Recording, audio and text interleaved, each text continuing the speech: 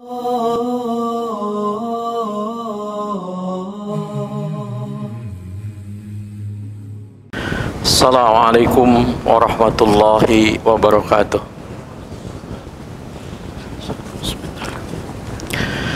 Innal hamdalillah nahmaduhu wa nasta'inuhu wa nastaghfiruh wa na'udzu billahi min shururi anfusina wa sayyiati a'malina. May yahdihillahu fala mudilla lahu wa may yudlil fala hadiyalah.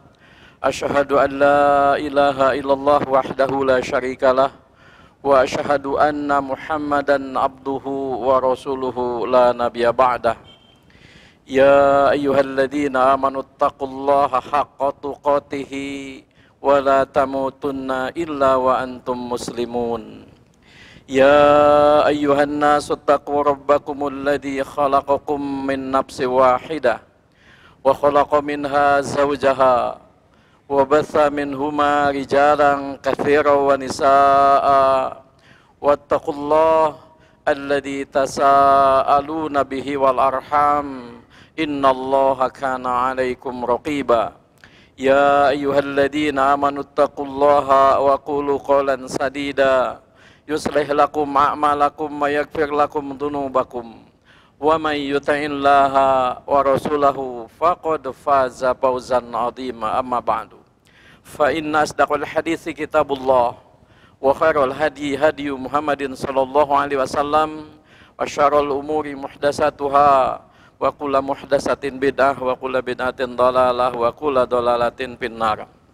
Alhamdulillah, puji dan syukur senantiasa kita panjatkan kepada Allah Subhanahu wa taala. Limpahan rahmatnya, karunia-Nya, nikmat-nikmatnya senantiasa melimpah dan tercurah kepada kita setiap saat, setiap waktu, dan setiap detik. Semoga kita bisa mensyukurinya dengan hati kita, dengan lisan kita, maupun dengan amal perbuatan.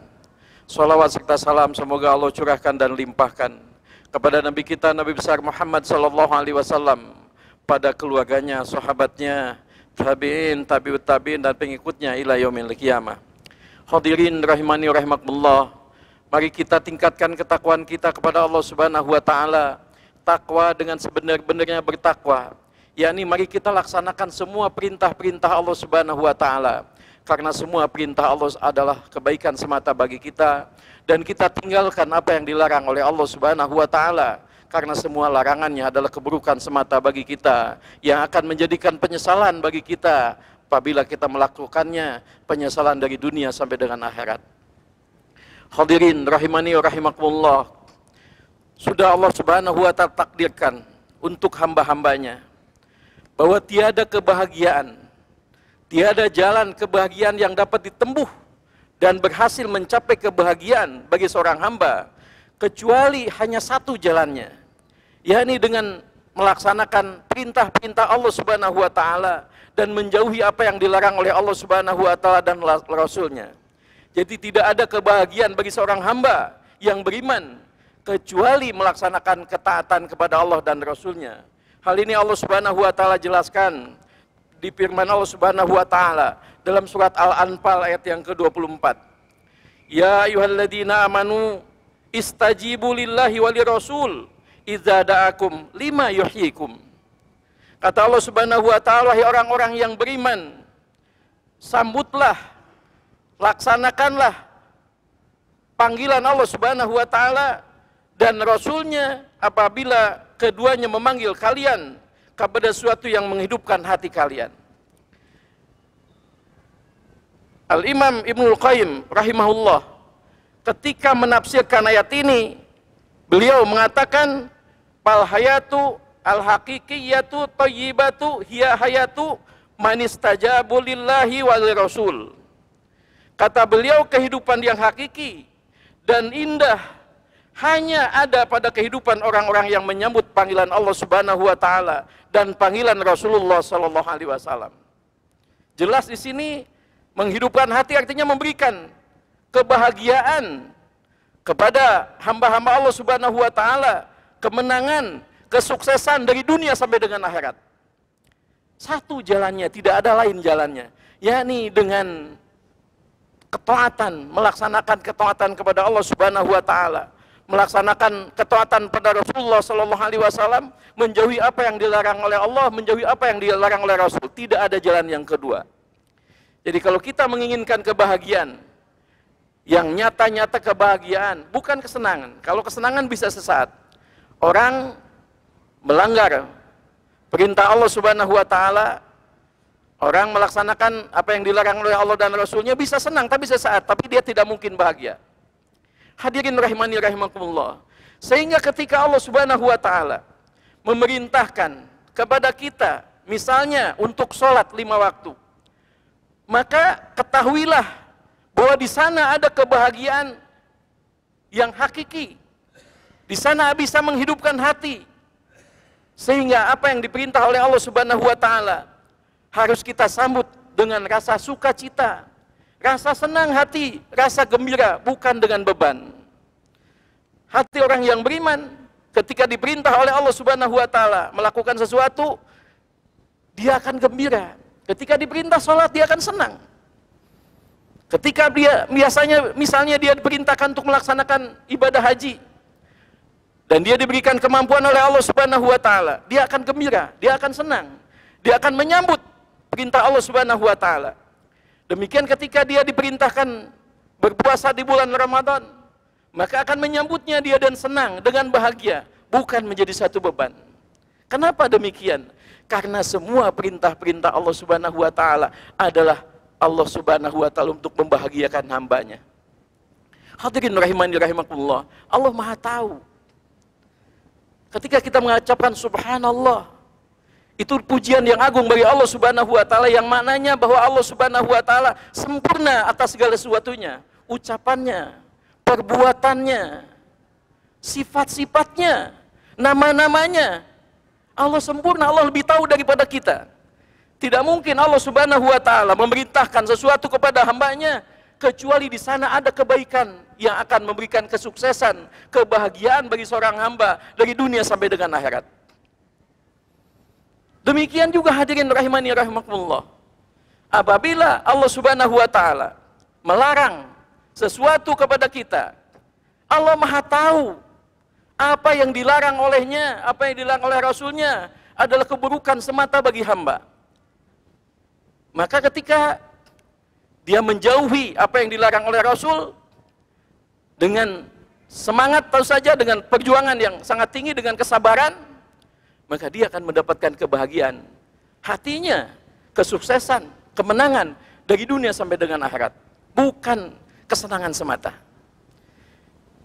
Jadi tidak ada kebahagiaan, sekali lagi, yang hakikatnya kebahagiaan yang sempurna kecuali dengan melaksanakan ketaatan kepada Allah dan ketaatan kepada Rasulullah Sallallahu Alaihi Wasallam. Ketika Allah memerintahkan kepadanya untuk melakukan suatu kebaikan, maka lakukan dengan gembira, sambut dengan kesenangan hati.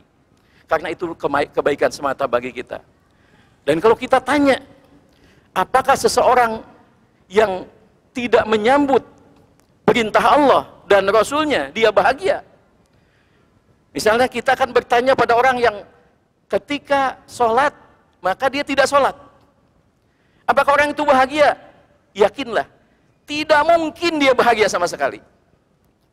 Tidak mungkin seseorang yang tidak menyambut perintah Allah, menjauhi larangan Allah Subhanahu wa taala, dia akan bahagia. Tidak mungkin selamanya. Karena Allah Subhanahu wa taala berfirman demikian, ya ayyuhalladzina amanu istajibu lillahi wa lirasuli idza da'akum lima yuhyikum. Wahai orang-orang yang beriman, sambutlah Allah dan Rasulnya ketika Allah Subhanahu wa taala dan Rasulnya memerintahkan kalian untuk melakukan sesuatu peribadatan, untuk menghidupkan hati kalian, untuk membahagiakan kalian. Oleh sebab itu sekali lagi tidak mungkin seseorang, kalau kita tanya apakah orang yang berzina misalnya melanggar ketentuan Allah, apakah dia bahagia? Yakinlah selama-lamanya tidak mungkin mereka bahagia. Karena itu dilarang oleh Allah, karena itu dilarang oleh Rasul. Apa yang dilarang oleh Allah, dilarang oleh Rasul, tidak mungkin membawa kebahagiaan. Allah lebih tahu. Kalau kita tanya pada orang yang berjudi, walaupun dia menang, apakah dia akan bahagia? Tidak mungkin selama-lamanya dia bahagia. Kenapa? Karena Allah Subhanahu wa Ta'ala menyatakan kebahagiaan hanya ada pada ketaatan pada Allah dan Rasulnya, bukan pada orang-orang yang melanggar. Kalau senang sesaat dia menang bisa saja, tapi kebahagiaan tidak mungkin dia dapatkan. Hadirin rahimani rahimakumullah, Allah sayang kepada kita, Allah sayang kepada hambanya. Kata Rasul Shallallahu Alaihi Wasallam, sayangnya Allah kepada hambanya melebihi sayang seorang ibu kepada anaknya. Sehingga semua yang diperintah oleh Allah Subhanahu wa Ta'ala pada kita atas dasar kasih sayang Allah Subhanahu wa Ta'ala, untuk memberikan kebaikan, kebahagiaan, keselamatan hambanya dari dunia sampai dengan akhirat. Ini kasih sayang Allah Subhanahu wa Ta'ala. Allah Ar-Rahman, Allah Ar-Rahim. Maka Allah Subhanahu wa Ta'ala memerintahkan kepada kita, melarang kepada kita karena Allah sayang. Maka gembiralah kita ketika kita diperintahkan oleh Allah Subhanahu wa Ta'ala melaksanakan sesuatu, karena memang demikian kita diciptakan untuk hanya beribadah pada Allah Subhanahu wa Ta'ala. Tujuan kita diciptakan oleh Allah Subhanahu wa Ta'ala hanya untuk beribadah kepadanya. Wa ma khalaqtul jinna wal insa illa liya'budun. Tidak kami ciptakan, kata Allah, jin dan manusia kecuali untuk beribadah pada Allah Subhanahu wa Ta'ala. Dan sekali lagi, ibadah yang diperintah oleh Allah Subhanahu wa Ta'ala adalah karena kasih sayang Allah Subhanahu wa Ta'ala yang ingin menyelamatkan hamba-hambanya dari kerugian dunia, kesengsaraan dunia, dan kerugian utamanya di akhirat nanti. Allah sayang kepada kita melebihi kasih sayang seorang ibu kepada anaknya. Demikian juga Rasul. Rasul pun sayang kepada kita. Lihatlah apa yang digambarkan oleh Allah Subhanahu wa Ta'ala tentang Rasulnya Sallallahu Alaihi Wasallam, bagaimana beliau Sallallahu Alaihi Wasallam sayang kepada umatnya. Allah berfirman, laqad ja'akum rasulun min anfusikum azizun 'alaihi ma anittum harisun 'alaikum bil mu'minina raufur rahim. Sungguh, kata Allah Subhanahu wa Ta'ala, telah datang kepada kalian seorang rasul yang berasal dari diri kalian, dari bangsa manusia, yang merasa susah terhadap apa yang menimpa kalian. Rasul tidak senang kalau kita sengsara. Rasul tidak bahagia kalau kita tersesat. Rasul ini sangat sekali memberikan semangat, hidayah kepada kita, meluruskan kita, memerintah dan melarang. Rasulullah SAW semangat memerintahkan dan melarang kepada kita, karena Rasulullah SAW sayang kepada kita, sayang kepada umatnya, agar umatnya bahagia, agar umatnya selamat, sukses dari dunia sampai dengan akhiratnya. Hadirin rahimani wa rahimakumullah, sampai kata Rasulullah SAW saking sayangnya kepada kita, beliau bersabda, laula an asyukku ana ummati la martuhum bisiwaki inda kulli sholatin. Kata Rasulullah SAW, kalau bukan karena aku khawatir memberatkan umatku, maka aku akan perintahkan mereka bersiwak setiap mau sholat. Ini tidak diwajibkan kepada kita. Kenapa? Karena Rasulullah SAW sayang kepada kita, tidak mau memberatkan kita. Sehingga hadirin rahimani rahimakumullah, maka semua yang diperintah oleh Allah, semua yang diperintah oleh Rasulullah SAW adalah untuk kebaikan semata bagi kita. Maka kita menyambutnya dengan gembira, menyambutnya dengan senang hati, bukan dengan keterpaksaan. Apalagi misalnya kita dengan malas-malasan, tidak. Itu adalah bukti iman kita. Apabila kita senang dipanggil oleh Allah, kemudian kita taat pada Allah dan Rasulnya, itu memperlihatkan bahwa iman kita adalah iman yang baik. Apabila kita malas melaksanakan kewajiban kita, diperintah atau dilarang, dan kita tidak merespon dengan perintah Allah dan Rasulnya sesuai dengan perintah Allah dan Rasulnya, maka ketahuilah bahwa iman kita berarti lemah.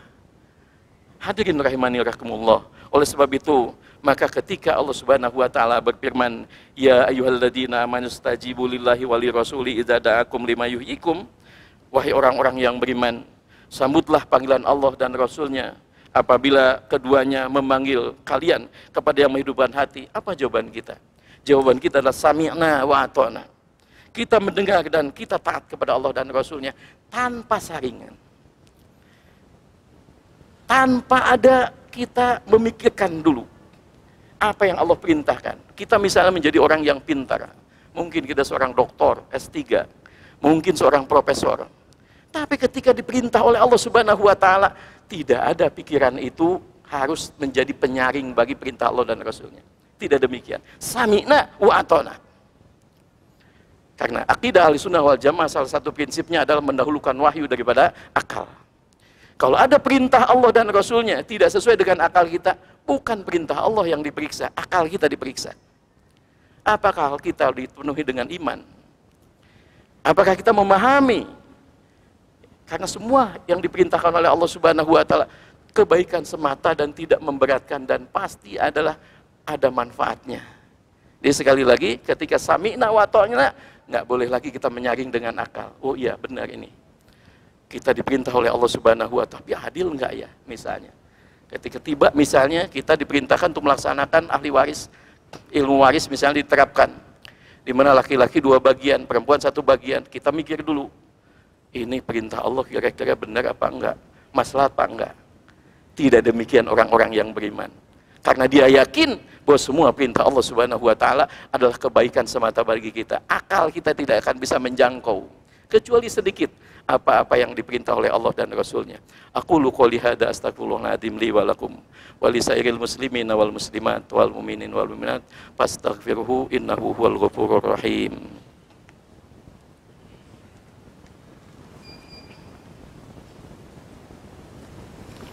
Alhamdulillahirabbil alamin wassalatu wassalamu ala asrofil anbiya'i wal mursalin wa ala alihi washabihi ajmain, amma ba'du.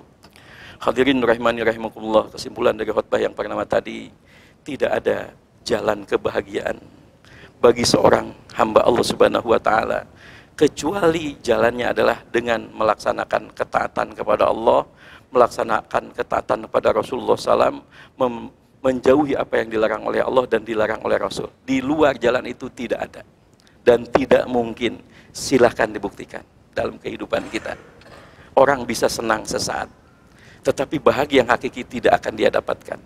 Maka marilah kita sambut ketika Allah Subhanahu wa taala memerintahkan kepada kita kewajiban-kewajiban kita yang merupakan rukun Islam misalnya, kita sambut dengan baik. Demikian juga yang sunnah, dan kita jauhi ya kemalasan, atau misalnya kita tidak mau melaksanakan suatu, itu akan jadi penyesalan bagi kita. Karena sekali lagi, semua perintah Allah mengandung maslahat bagi kita, dan semua apa yang dilarang oleh Allah dan Rasulnya itu mengandung madarat, mengandung keburukan bagi kita.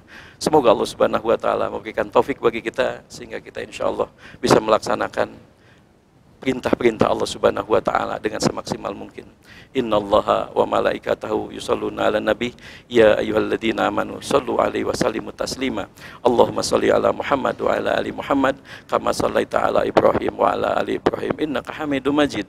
Allahumma barik 'ala Muhammad wa 'ala ali Muhammad kama barakta 'ala Ibrahim wa 'ala ali Ibrahim innaka Hamidum Majid. Allahumma ighfir lil mu'minina wal mu'minat wal muslimin wal muslimat al ahya'i minhum wal amwat. Allahumma inna nas'alukal huda wa tuqa wal afaf wal ghina. Allahumma aslih lana dinana alladhi wa ismatu amrina waslih lana dunyana allati biha ma'ashuna waslih lana akhiratana allati ilaiha ma'aduna. Rabbana la tuzigh qulubana ba'da idh hadaitana wa hab lana min ladunka rahmatan innaka antal wahhab. Rabbana hab lana min azwajina wa dhurriyyatina qurrata a'yun waj'alna lil muttaqina imama. Rabbana atina fid dunya hasanah wa fil akhirati hasanah wa fil akhirati hasanah wa qina adzabannar. Subhana rabbika rabbil izzati amma yasifun wa salamun alal mursalin walhamdulillahi rabbil alamin. Aqimis shalah.